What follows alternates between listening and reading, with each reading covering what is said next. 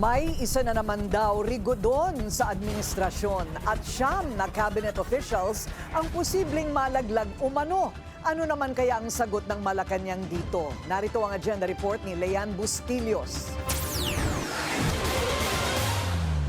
Kapapasok pa lang ng bagong taon, tila may panibagong balasahan na naman sa gabinete ng Pangulo ayon sa Politico.com.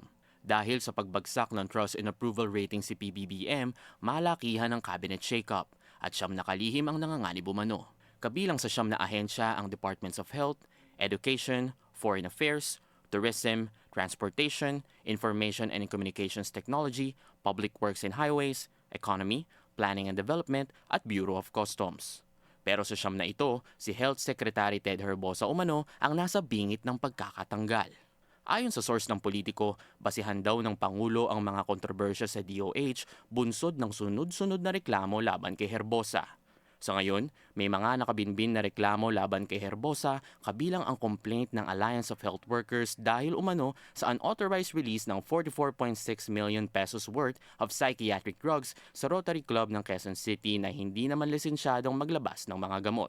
Nang tanungin ng Malacanang, wala pa raw nakakarating na ganitong balita sa kanila.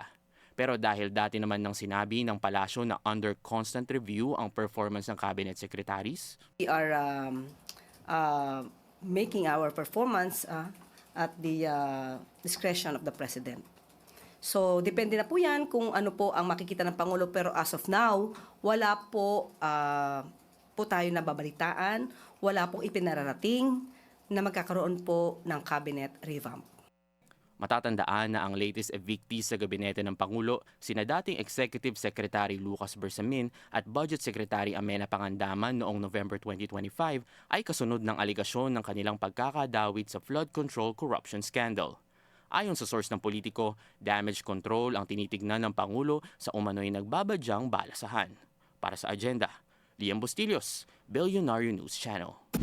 Manatiling nakatutok sa Billionaire News Channel. Sumubaybay sa aming social media accounts at mag-subscribe sa aming YouTube channel para sa mga bago at eksklusibong balita.